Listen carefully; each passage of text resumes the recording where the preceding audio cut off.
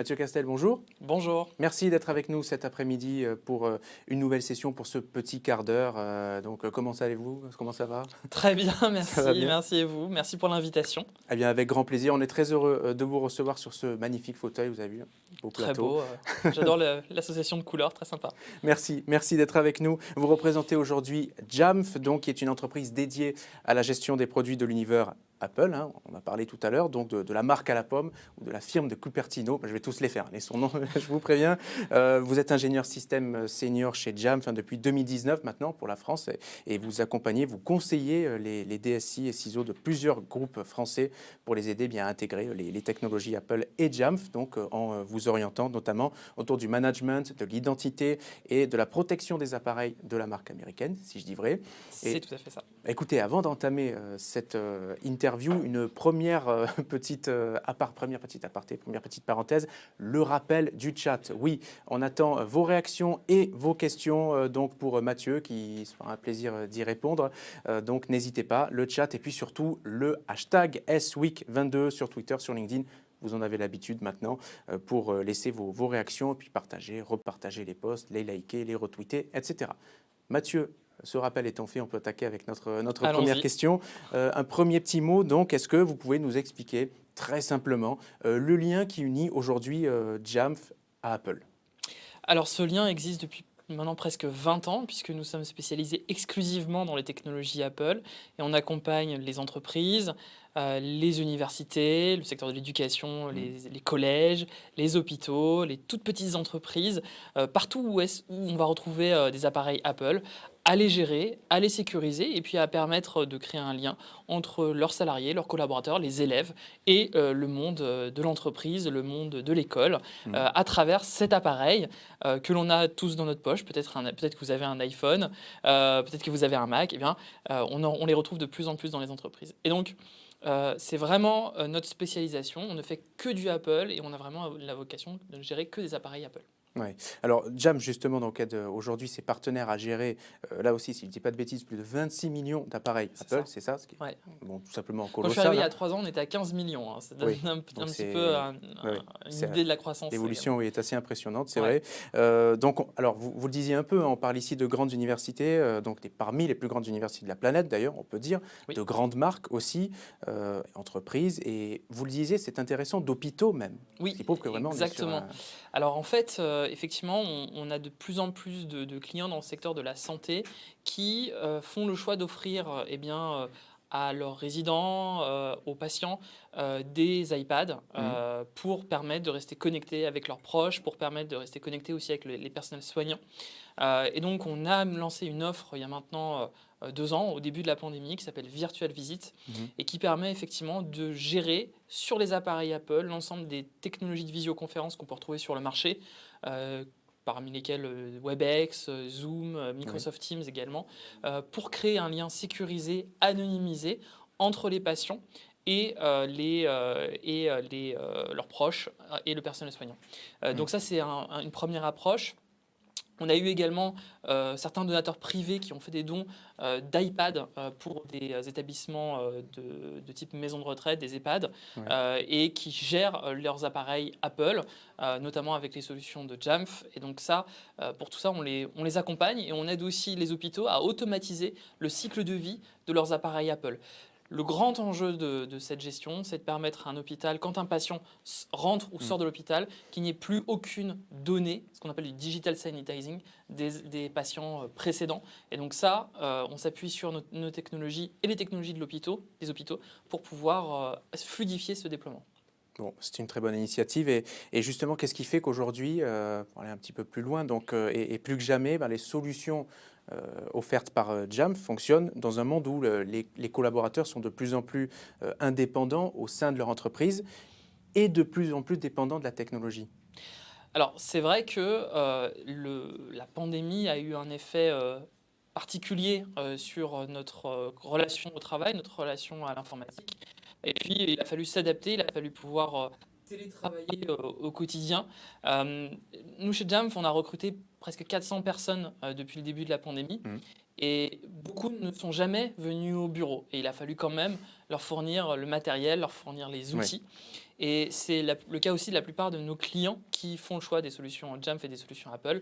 Et pour ça, on a mis en place une expérience qu'on appelle le Zero Touch Deployment, le déploiement sans contact, entre guillemets, où le salarié va recevoir son appareil à domicile et sans aucune intervention de l'IT, l'appareil va se configurer tout seul, va télécharger les applications, les profils, les restrictions, tout ce dont le salarié a besoin pour travailler en quelques minutes. Et ça, c'est un vrai changement, un vrai bouleversement dans la façon de gérer l'IT au quotidien.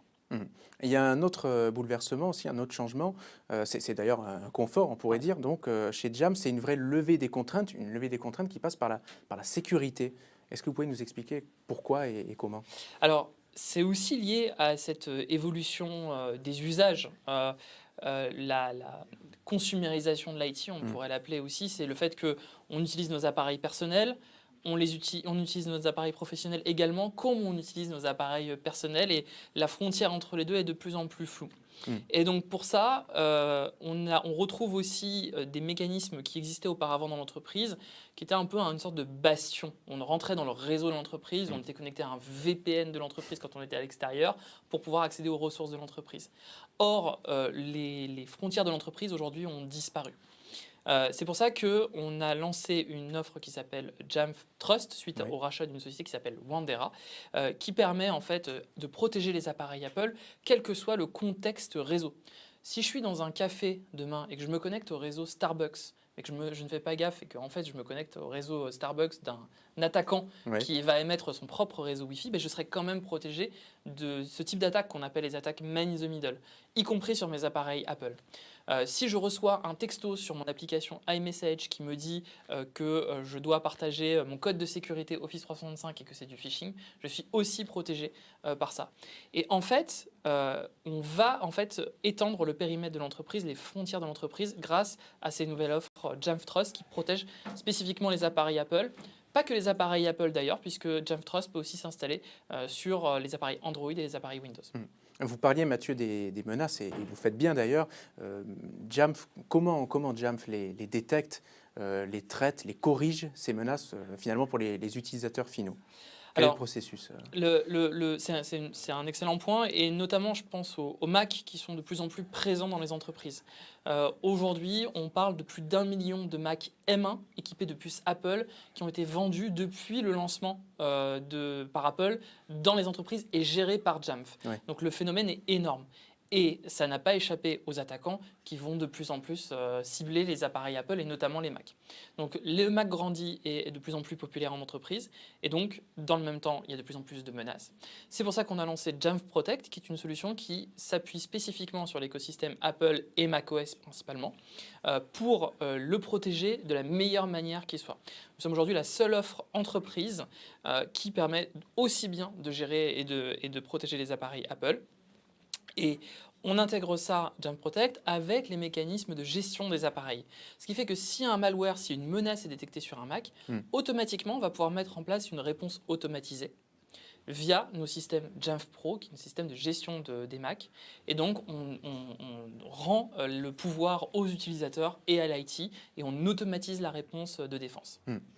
Autre question, comment harmonise-t-on du coup la gestion des accès et des ressources au quotidien? Alors ça, c'est le gros enjeu, et notamment sur Mac. Sur Windows, le monde IT connaît très bien l'Active Directory, Azure AD, etc. Oui. Sur Mac, c'est un petit peu moins le cas. Et pour cela, il faut quand même pouvoir connecter les employés, les salariés aux ressources de l'entreprise. Nous avons lancé Jamf Connect, qui est un logiciel qui tourne sur Mac et qui permet de synchroniser l'identité du Mac avec le fournisseur d'identité de l'entreprise.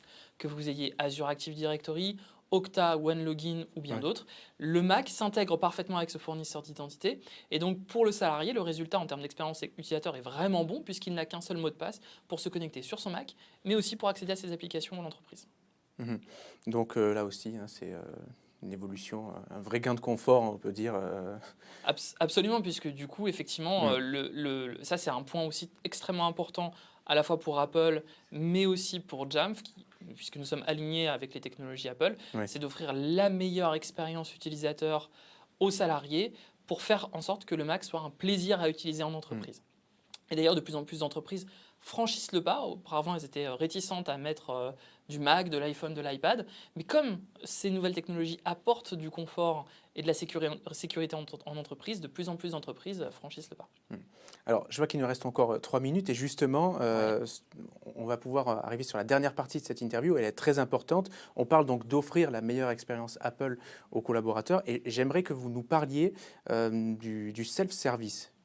Alors, le self-service, c'est une application qu'on a lancée il y a quelques années sur Mac, iPhone et iPad qui permet à une entreprise de créer l'App Store de l'entreprise. Vous savez, Ouais. l'App Store, on y va tous pour se télécharger des applications. Exactement. Et en entreprise, on a besoin aussi d'avoir cette petite application qui permet aux salariés d'aller choisir les outils dont il a besoin au meilleur moment, mais aussi des ressources comme des documents ou encore des configurations comme des accès aux serveurs de l'entreprise ou à certains fichiers de l'entreprise.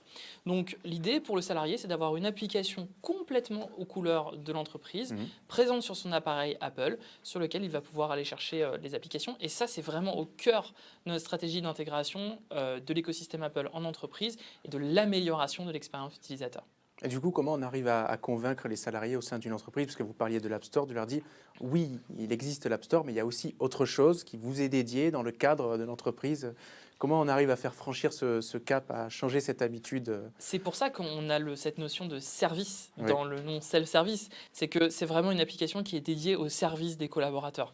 Dans le self-service, on ne retrouve pas que des logiciels. On peut aussi retrouver des mécanismes comme des scripts ou des services supplémentaires. Par exemple, chez Jamf, si on a besoin de se faire rembourser une note de frais, on va dans le self-service, on clique dessus, on tape sa note de frais et c'est terminé. En fait, c'est vraiment un hub, un portail qui est présent sur l'iPhone, sur l'iPad, sur le Mac. Et donc l'employé, quelque part, pour lui, ça devient naturel d'aller Oui. sur le self-service plutôt que ailleurs. Bon, et j'imagine que ce self-service, il est destiné à s'étoffer de services, justement, par définition, dans les années à venir. Oui, tout à fait. Et puis, on améliore régulièrement l'expérience utilisateur pour coller de plus en plus à on va dire, l'expérience utilisateur qu'Apple propose. Ça peut paraître tout bête, mais sur iPhone, sur iPad, sur Mac, on a ce qu'on appelle maintenant le mode sombre, le dark mode. Oui. Et sur le C'est très à la self-service, mode. maintenant, c'est très à la mode. Sur le self-service, on a le dark mode. Et donc, du coup, en fait, on fait en sorte de créer une application qui soit sexy pour les employés et faire en sorte que l'IT aussi redevienne un service sexy au service des salariés. Eh bien, écoutez, un grand merci, Mathieu Castel, pour votre venue et puis pour vos réponses très intéressantes. Merci beaucoup.